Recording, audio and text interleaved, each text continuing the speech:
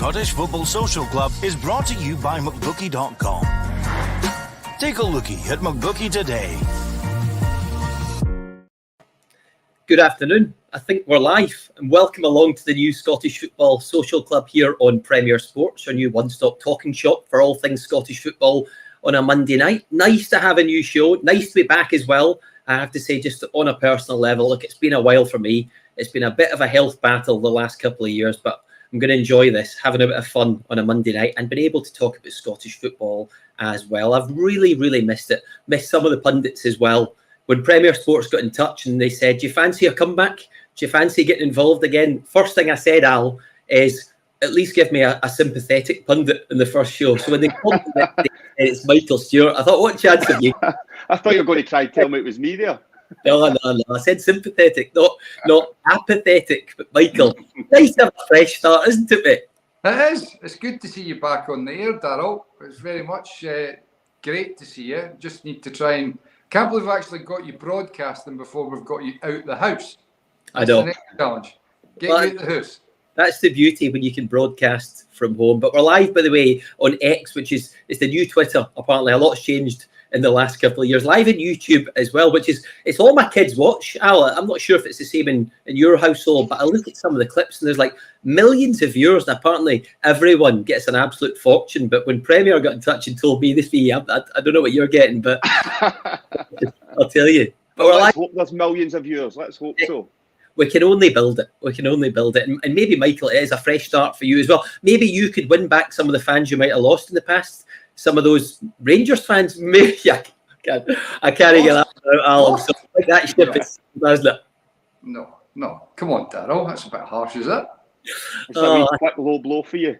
Mm-hmm. I did say ship. It's sailed. But Michael, you never know. Isn't it good to have this seriously on Premier Sports, Michael? Because you've got all the league football mixed in with the two cup competitions as well. We're flying. Yeah. No, seriously. Without trying to take the mickey here, it is good. Like, first and foremost, for you to get broadcasting again, which is great to see, and then having somewhere just to wrap things up at the end of the week. The weekend football, and as you mentioned, their Premier got loads of football now. It's right through the season with all the cup competitions, the league football as well. So yes, it makes a lot of sense to try and just wrap things up on a Monday once the dust is settled. That's the great thing about Scottish football, Al, isn't it? There's always some good talking points. Absolutely, and at the weekend there was plenty to talk about. So yeah, really looking forward to it. I think it's a good idea. Seeing you back is brilliant. Not spoke to you in a while. So when you look at the amount of games, and even like last season, there's games out there that didn't really get picked up and nobody can see. So an opportunity to go and do the Dundee game against Hearts, which was a belter, by the way, all sorts going off, is just great for Premier. Should we start there then? Because you were both at Dens, weren't you, at the weekend? There was a lot of talk going into the match about Hearts and how well they'd started. Dundee Derby was brilliant as well. And of course, Dundee had a good second half there. But we should talk about the men from Dens, first of all, Michael, because they were outstanding against Hearts.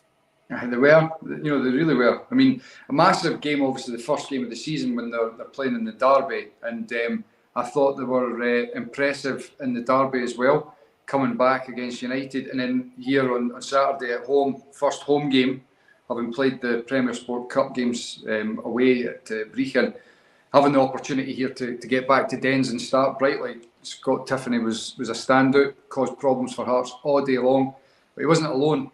I think that when you look at Tony Docherty's side, they're well balanced, got a lot of pace and energy, and a lot of quality as well. The midfield in particular, McGowan, Cameron and Silla, they were causing Hearts all sorts of bother, and they thoroughly deserve to get their victory. As you see, Gerard Taylor having a bit of a nuclear. Look, I felt for him, Mikey. I'm not going to lie, I did feel for him because I've watched him at the start of the season, and I thought he ticks all the boxes for a real good attacking quality fullback. But he had about a 5-minute spell where the red mist had just taken over. He could get sent off, and then the OG was a cracker, to be fair, but he's only young, he's going to get better and understand that. But just see, for me, Hearts, they were so good against Rangers, I felt, and then Stephen Naismith decides that he's going to change the formation, go to a 3 at the back, and it just didn't work.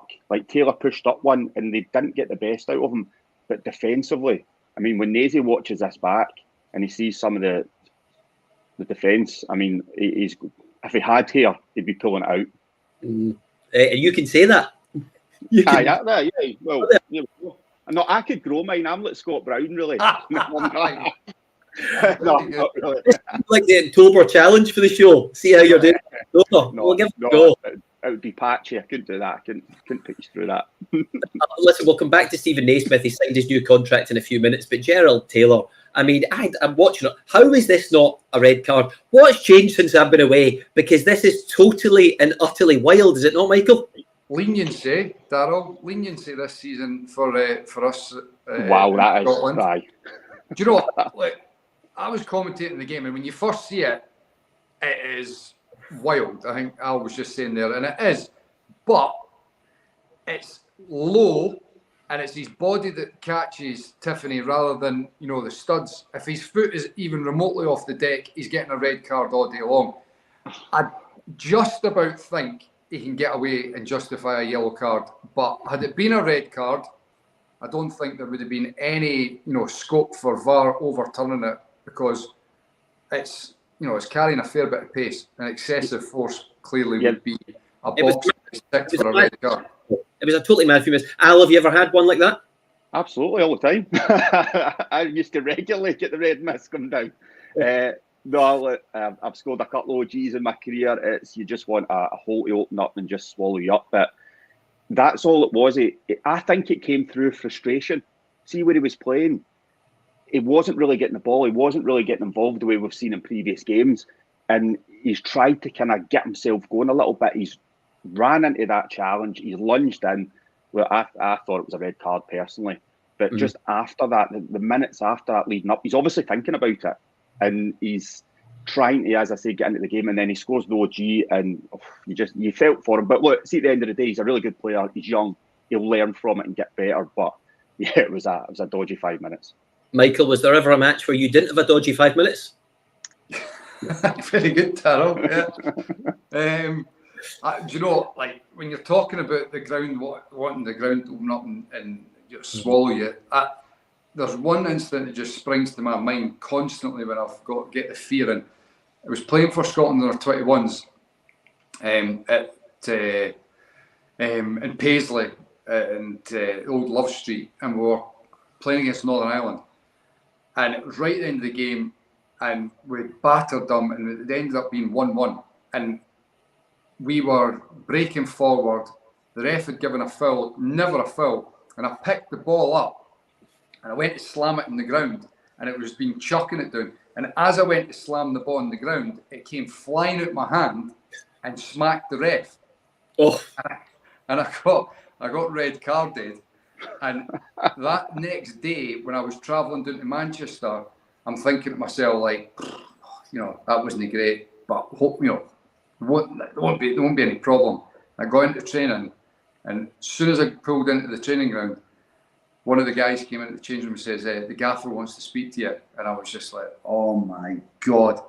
And I went up to his office, and he literally just tore strips off me. And he was like, if you ever think about doing something like that again, he says, your backside will be out that door before it touches the ground. He says, you represent this club, and if you think you can get away with that, he says, there's not a chance. And he says, also, don't ever think that I don't know what's going on. He says, I know everything that's going on. Mikey, I'm hearing you still do that with your golf clubs. A little bird told me. That's what I heard. A little bird told me. That is a vicious rumour. And by the way, that must have been the watered down version. Apparently you can see Anthony Lex on YouTube, but thankfully, Mikey, you've done that the right way, because I'm sure it's a bit more hard than that. Let me just say something quickly. Al played golf with my financial advisor last week, and I was told him and Al McGregor were a couple of absolute bandits. Stop telling people this. Dodgy handicaps. People are going to be watching this. Dodgy handicaps. I'm not surprised. We've got to move on. I want to ask you about Rangers, Alan. Another win at the weekend for them, this time against Motherwell. I say another win. It was their first league win, obviously, but at Hampden, so they've had a taste of that as well now. How would you sum up the early part of the season for Rangers and for the transfer work they've done so far as well? Are you happy? I wouldn't say I'm completely happy. Look, first and foremost, I think it was important that they went to Hampden and got that victory there, because there was a lot of rumours going on about what was going to happen, where they were going to play. So finally settled, and they've got that win. But in terms of what's happened bringing in, I mean, I think the manager probably isn't getting the money that he'd like to spend. If you think of the experienced players that has left the building, he's not really replaced that as of yet. A lot of youngsters, like Zinsala, these guys have come in. They're not ready, I don't think, to start at this moment in time. They were for the future. And he was to then bring in more experienced players. It's not quite happened as of yet. I think Czerny will be a good signing.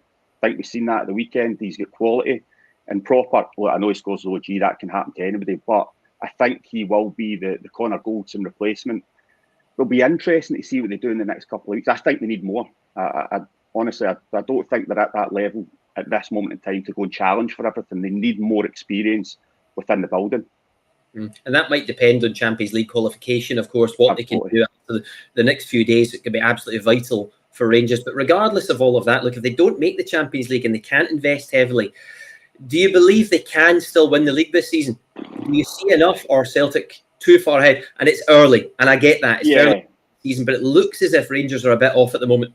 Yeah, I believe they still are. I mean, they still look a little bit undercooked for me, but I just think the way the transfer business has went so far, it's not been ideal for the manager. He's trying to get the best out of the players that he can. We've seen last season, they fell away with about 8-10 weeks to go, and I just don't think they're at the level of Celtic. I genuinely believe Celtic are a level above everybody. We've seen in the 2 games already, and I know it's only 2 games, and I know it's early, but they're so far in front, and I think a lot hinges on whether Rangers can get into the Champions League, because they need that money in to then reinvest it in the playing squad, because if they don't, I think they could fall a little bit behind. You know, the other concern, Darrell, is that, like you see with Celtic, is not a great deal of transfer activity yet. But if Rangers do get into the Champions League, which obviously, hopefully they can do that, it's very difficult to then. He's tried to win them back, Al. Darrell, I'm a nice, calm, across the board, non-partisan football observer in this country. This is absolutely outrageous. But the point I was going to make was, if they do get in the Champions League, it's very difficult to then do deals quickly for the calibre of players that Rangers will be looking and needing to bring in to then go and challenge, domestically. So, but I mean, look, I was just going to say, there is one silver lining in all this for Rangers. At least they're guaranteed a good number of games at Hampden. I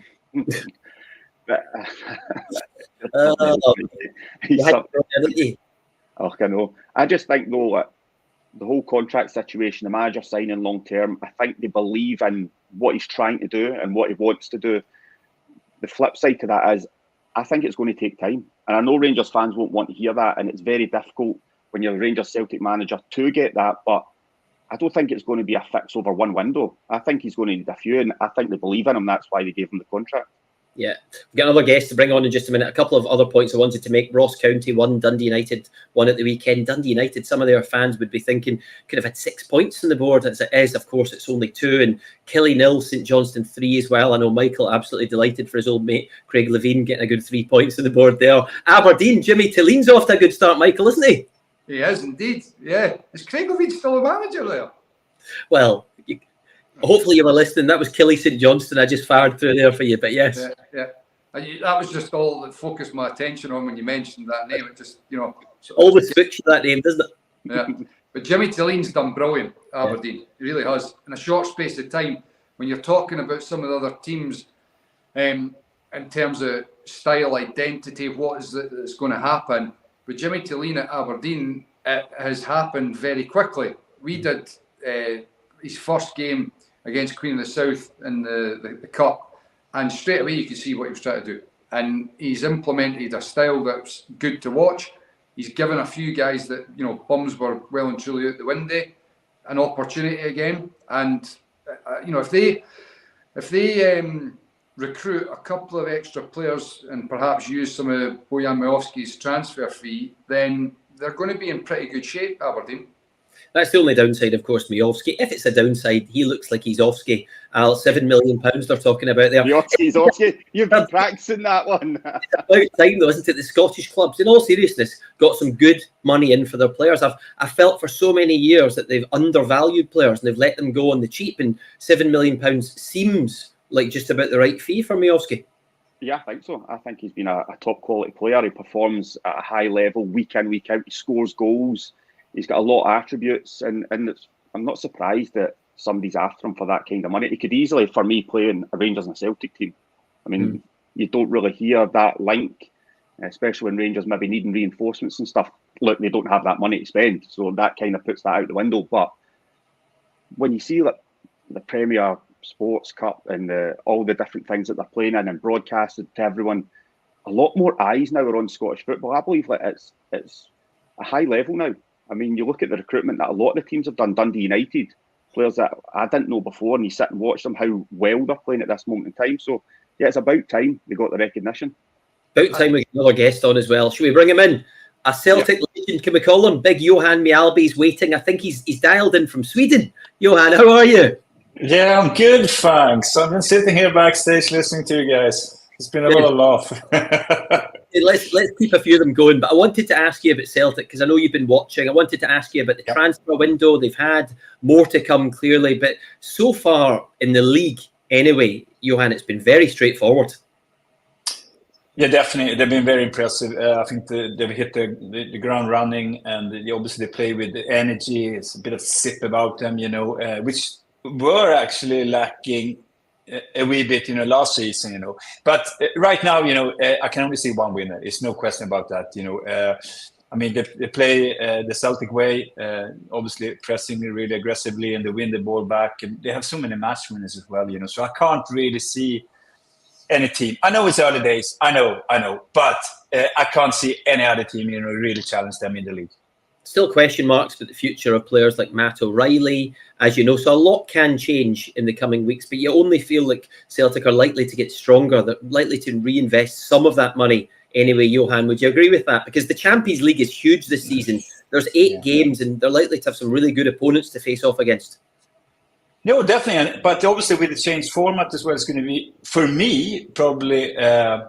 I at least imagine it's going to be easy for them, to have a chance to obviously go further on in the tournament with this, But obviously, Matt O'Reilly, it's been excellent. He's been superb last 2 seasons. Obviously, no one that likes Celtic or loves Celtic, supports Celtic, will see him go. But the football business, money talks. It's going to be a lot of money coming in, and don't be daft here, boys. I mean, obviously, the scouting department, they already looked this through. They probably have, obviously 5, 6, 7 replacements.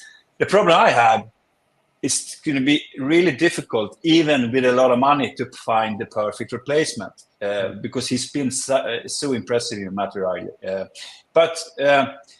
have to survive stuff like this, if you lose a really, really good player, and I'm sure Celtic will do it. Because you have to remember, Hatat is back. It's like having a new signing. We have Niklas Kuhn as well, obviously not in the same position as O'Reilly, but he didn't feature that much. Obviously, he had a few issues, the few months he's been at the club, but now he looks a proper player. I think perfect setup for a 4-3 system. Yeah, here's a message coming in here from Fishing Stevie, I think he's called. I'm not sure if that's coming on X or not, but anyway, he said, always said Celtic lack a Mjallby or Elliott at the back. Look, if there was one position right now, or based on the squad right now, Johan, Celtic have to go out and improve. Is it centre half? What do you think? Yeah, definitely. If I think about Europe, I think Celtic would probably need to sign another centre half as well. Obviously to keep the competition really, really fierce there, but obviously be someone that has got I don't want a new young one. I want someone that obviously got experience, that is still hungry, obviously, to do something in Europe. And obviously, it's going to cost money, and they're not that easy to find. But, he needs to be, obviously, a leader, like a skipper, wearing the armband and be there, obviously, preferably playing beside Carter Vickers as well, who's been, for me, is the number 1 centre half at the club. Yeah, in no bad shape, Johan. You make a wee comeback. Yeah, I just had a total knee replacement, not like 6 to 7 months ago. So I'm ready, to put on the boots again. He's up and running. But Johan is right, because it only takes one injury, Michael, doesn't it, for Celtic? And all of a sudden, maybe looks a bit thin in some areas. Think Carter Vickers last season. Yeah, no, definitely. And the game at Easter Road yesterday, when you see Kyogo going down holding his shoulder, you think to yourself, that could cause real problems for Celtic.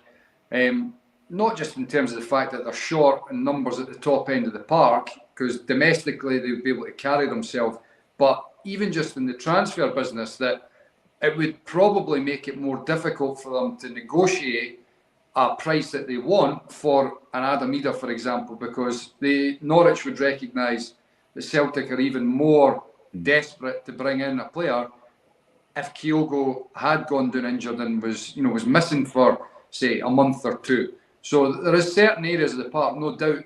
I think in the wide areas they still need to recruit, because James Forrest's come back in and done brilliant, and he is, in the starting 11 on merit. But when you're looking at going into Europe, you're needing some strength and depth there, and a wee bit of an X factor perhaps, which is what Jota had for Celtic, which they haven't really replaced. So I think in the wide areas they still need to improve there. Midfield is fantastic, but if O'Reilly goes, good Scandinavian Danish player, perhaps Johan's got somebody with another good Scandinavian name like O'Reilly to replace him. Can you tell anyone like? But that's the thing for Celtic, though. They can carry themselves fine within the league. They're so strong compared to most of the teams. It's about the Champions League. Can they get that quality in? Because they've been really good, you think, in the transfer window. If anybody comes in for their player with big money, they go. They bring the money in and then they recruit and then they go again. It's something that Rangers have to get up to speed with, because they've been terrible at it over the last, 4 or 5 years. I can't believe we've only got a few minutes left, by the way. I need to talk Callum McGregor, because I guess the news this week, Johan, you'll have seen, I know you're not bothered as a big Swede, but we are as Scotland fans, hanging up his Scotland boots. Look, it's really good news for Celtic, isn't it? And I'm sure it was a tough decision for Callum McGregor. It'll without doubt help his Celtic form going forwards. And what a goal he scored at the weekend, by the way.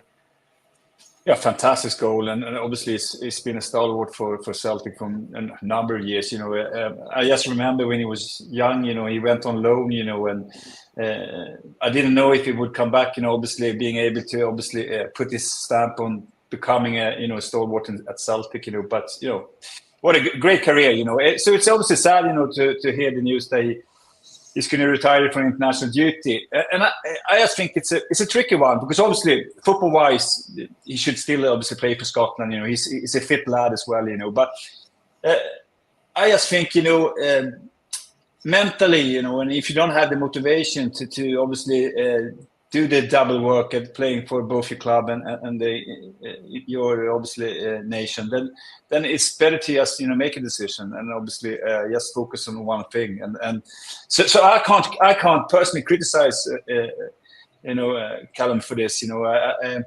I think if he feels this way, mentally, then I think it's the way to go. It's the best way to go. Otherwise, it's not going to do him justice when he obviously puts on a Scotland jersey.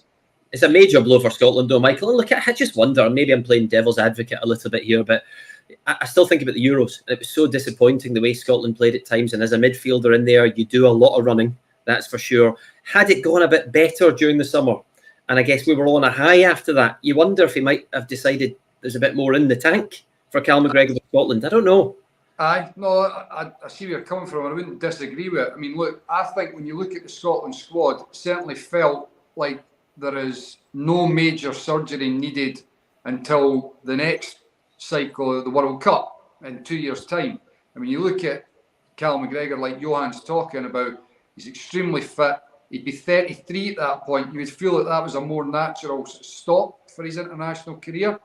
But I just wonder whether his Achilles injury last season, the form of the national team, and the disappointment of the Euros might well have actually just accelerated that decision for him. So for the national team and for Steve Clarke, it feels like there's a wee bit of a juncture here where the disappointment of the Euros, the disappointment of Cal McGregor retiring, he needs to try and put a stop to that and get the team and the country back on the right path, which is not going to be easy because we've got the top league in the Nations League, the Group A games that are coming up, which are tough games. But if he can start to try to steer it back in the right direction, and maybe we can put Cal McGregor's retirement behind us, but it's not going to be easy. No, it's leaving when you think, sorry, Darrell, when you think of the amount of games that he plays. I know. Just in a season with Celtic, so that's factored into it as well. So it's difficult. We're into our final minute. Just a few quick ones. Are Rangers going to get through against Dynamo Kiev? Alan, what do you think? Yes, absolutely. We need to back them and get all the teams through. Look, the first leg was difficult. The second one's going to be also, but I think if they play to their best, they've got a chance of going through, yeah. Johan, I know you know your Norwegian football as well, so what do you think? And St Mirren in action in Europe again this week. Tromsø and Brand are playing against. What do you think? Yeah, I definitely think Kilmark's got a chance. Tromsø is struggling in Norway. Brown is a top team and very strong at home, so that might be a very, very difficult one for St Mirren. Okay. You looking forward to the Premier Sports Cup again next weekend, Michael? Absolutely. Again, Hibs, Celtic, Hibs. Not sure what you're going to get. It's literally a toss of the coin. Unfortunately, perhaps it's no easy games coming up for them at the moment. I know. And of course, Rangers, St Johnstone as well. You'll see your old mate next weekend, maybe, Michael. Who knows? Anyway, we're out of time. Alan, thank you very much. Good to be back. Michael, thank you to you as well. Sorry, the humour might be better by next Monday. I'll work on the jokes. Johan, thank you very much for dialing in as well from Sweden. Hope you all enjoyed it. Thank you. We're back next Monday. We'll see you then. Bye for now. The Scottish Football Social Club is brought to you by McBookie.com.